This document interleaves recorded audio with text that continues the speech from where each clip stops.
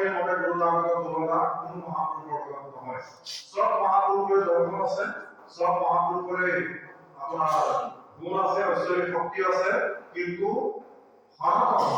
শব্দটোৰ অৰ্থ হৈছে আগতেও আছিলে, এতিয়াও আছে, আগলৈও থাকিব। সনাতন ধৰ্ম,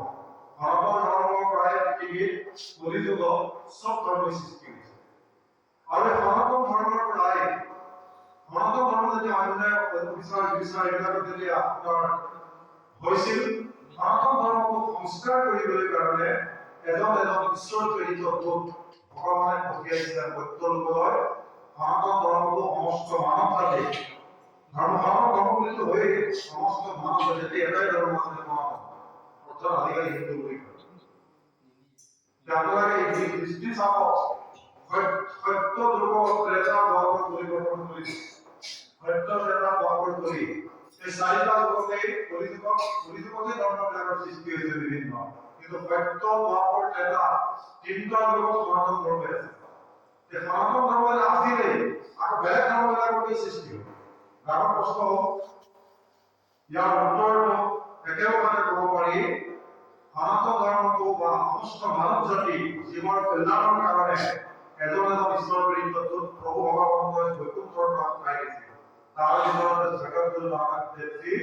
অন্যতম। তেখেত অংশ অৱতাৰ নহয়, সেইকাৰণে হিন্দুৱে বোলে আমাৰ গুৰু, মুছলমানে বোলে আমাৰ গুৰু, শিখ ইসাইসকল আছে আমাৰ গুৰু, বোলে তাৰে গুৰু নহয়। কখনৰ কাপোৰ তেখেতৰ বস্ত্ৰ দেহৰ ওপৰত ফুল কিছুমান দিয়া যাওক, যাৰে ফুল ধেৰে আচাৰ কৰে খাই আছে, কিন্তু তাৰে গুৰু নহয়। যাৰে ফুলখিনি থন ধৰি থাকিব, তাৰে গুৰু হয়। তেতিয়া গোটেই ফুলখিনি হিন্দু মুছলমান শিখ ইসাই তেনেকৈ দিছিলে, গোটেই ফুলখিনিয়ে সঠিক হৈ আছে, থন ধৰি আছে। ইয়াৰ মুখ্য উদ্দেশ্য হৈছে গুৰু নানক চাহেব জগতগুৰু, সকলোৰে গুৰু। जगत गुरु नानक देव कली कान गुरु नानक आया। এইবিলাক ৰচনা কৰি যোৱা নাই। গতিকে গুৰু আৰু তেখেতৰ তুলনা মূল অৱতাৰ, মূল কাম অৱতাৰ, কাম শব্দটোৰ অৰ্থ বুজি পাইছে, বিশেষভাৱে অৱতাৰকে গুৰুমুখী ভাষা পূৰণ কলা কাম অৱতাৰ বুলি কাম মানে বিশেষভাৱে অৱতাৰ। তেখেতৰ তুলনা ভগৱান শ্ৰীকৃষ্ণৰ লগতে হয়। সেইকাৰণে সুখমণি চাহেব গুৰু অৰ্জুন দেৱ মহাৰাজে লিখিছে, নাৰায়ণ মিলে নামে এক। নাৰায়ণ সনাতন ভগৱে অনন্ত সত্য, সাপৰ সত্য যে মন্দিৰ হৈ নাৰায়ণ আছে, নাৰায়ণক স্মৰণ কৰিলে গুৰু নানক স্মৰণ কৰা হয়। আৰু গুৰু নানক দেৱক স্মৰণ কৰিলে নাৰায়ণ স্মৰণ কৰা হয়। নাৰায়ণ মিলে নামে এক। গুৰু গ্ৰন্থ চাহেবৰ গুৰু অৰ্জুন দেৱ মহাৰাজৰ প্ৰসিদ্ধ বাণী সুখমণি চাহেবক কৈছিল। और ठीक তেনেধৰণৰ और बहुत जगह पे से इंडिया अंदर मिलता है नानक जन्म जन्म की सोया जागी। गुरु नानक देव जी बानी जति साहब विजय गो তেখেতৰ বাণী বহুত বাণী বিজয় গল। গুৰু নানক সাহেবৰ বাণী যদি শ্ৰৱণ কৰিলে, কীৰ্তন কৰিলে কি হয়, বিদ্যা अंधेर मिलता है नानक जन्म जन्म की सोया जागी। আমার বৃদ্ধি যায় অন্ধকার কাটি উপর আলোকিয়া সমস্ত মানবজাতি জ্ঞান বস্তু করে জাগ্রত করে গুরু নানক দেবের বাণী শ্রবণ করিলেন। আমি শিখ ধর্ম প্রচার বা শংকরদেব গুরুজনার ধর্ম প্রচারের কারণে বিভিন্ন জায়গায় যাওয়া সম্পর্কে জানেন। তার আমার বহুজনে প্রশ্ন করেছিল যে সেই বাদ শ্রীমন্ত্রী জ্ঞানী কয় যে আপোনালোকে গুৰুজনাৰ ভিতৰত অসমীয়া শিখসকলে জন্মাষ্টমী পালন কৰেনে ভগৱান শ্ৰীকৃষ্ণ? তেতিয়া মই একেবাৰে কৈছিলো যে আমি জন্মাষ্টমী দিনাখন যাওঁ, আমাক নিমন্ত্ৰণ কৰে, কিন্তু জন্মাষ্টমী আমাৰ কোনো ধৰণৰ পালন কৰা নহয়। বোলে কিয় নহয়? কাৰণ শিখ ধৰ্মটো সনাতন ধৰ্মৰ সৃষ্টি। যেতিয়া আমি প্ৰশ্ন কৰিছিলো ইছলাম ধৰ্ম, জৈন ধৰ্ম, বৌদ্ধ ধৰ্মটো সনাতন ধৰ্মৰ সৃষ্টি, তেওঁলোকে পালন নকৰে। তেতিয়া আমাৰ উত্তৰ আছিল যে ज्ञान ज्ञान से कर्म जाना साधन जाना तेरी सबने बदला शब्द तारक जिनका रखी मेरी। हे प्रभु मैं ध्यान देखो कर्म ज्ञान ज्ञान किसी तरह में जाना কি জানো সাধন জানা তেরি। কেবল তোমার শরণ থাকিব লাগে। आपला खुदी वाला के लिए जमात में बता शब्द है बाबा तू उन्हें तू मने अदालत को रहा शब्द है गुरुनानक देव जी आगो जीवन में धर्म को महान कवि बाबू सब है बेटा कोन पे गुरुनानक की दास्तान जेन काउलर रखी के काम में बोली तो जीवन तो है मानव जाति की रक्षा करते बोल গতিকে আৰু কিছু ক্ষেত্ৰত মানিছেও কেৰলা সময় পিছৰ যে যিটো গ্ৰন্থ সাধু যোগী চৰিয় বলবামায়ব সত্যজগত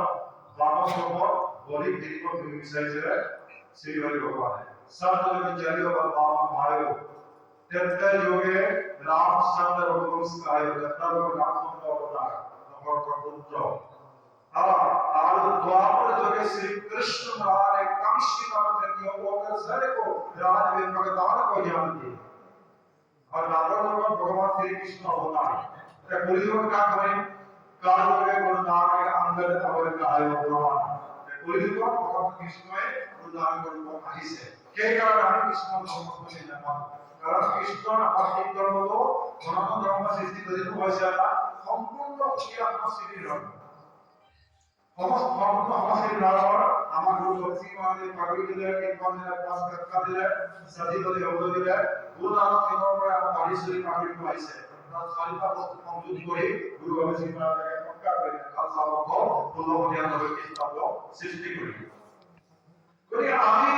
ভগবান শ্রীকৃষ্ণ জায়গায় উপস্থিত হতে পারি না গুরু নানক যদি ভগবান শ্রীকৃষ্ণ বাণী গুরু গ্রন্থ সাহেব বলছে যে কৃষ্ণ শরদ দেবা দেবা দেবা आत्मा मसूल से जी गाने दियो नारे के करके नाचे से के कारण है हम लोग को बोली लो गुरु नानक साहिब के दियो तो बना बोली हो महापुरी महापुरी को पावा है के दियो धर्म को के धर्म को पाना को भी साहित्य लिखो खुदा राष्ट्र सबके कहते मानव मानव परिसी और कहते नारी किस्ती मानव परिसी किस्ती मानव परिसी और দরিদ্র থেকে রজা মানব করেছে রজা থেকে দরিদ্র মানব করেছে কিন্তু কথা যখন গুরু নানক সাহেব আছে এটা সব দেব বর্তমান করেছে তো পূর্ণ করা তার হচ্ছে আর এই কথা মসজিদে আর আমার শিক্ষা মত বলব যতগুলো ভিতর তিনজন গুরু কা বান্ত মনস্তে গুরু নানক সাহেব পঞ্চম গুরু অর্জুন দেব মহারাজ দশম গুরু গুরু সিং অবসারী এই তিনজনে পূর্ণ করা হবে কোনো কারণে আমরা মসজিদে পড়ে মসজিদে পড়ার কারণ কি হইছে দেহ পূর্ণ করা হতো এই কারণে যার অস্তিত্ব আছে যিসকল উদাহরণ পূর্ণ সাহেব বলা হয় দিয়ে বলো এই দেহ হয় ভগবান কৃষ্ণ নষ্টরে আনা হয় সর সম্পর্ক সাহেবের পূর্ণ কাহিল ভক্ত কবির নষ্টরে আনা হয় বলে গুরু নানক সাহেব তো দেখতে হয় আনকি ভগবান শ্রীকৃষ্ণ বলেন হয় বলে বার্তা শরীয়ত কইছে আপ নারায়ণ আল্লাহ আপনি বেগরে পূর্বক 1469 খ্রিস্টাব্দ থেকে যে আবির্ভাব হয়েছিল ইসলাম ধর্মীয় এবং আরব এবং ইসলাম ধর্মীয় মৌলবীয়ে মুক্তিপথ লাভ করেছে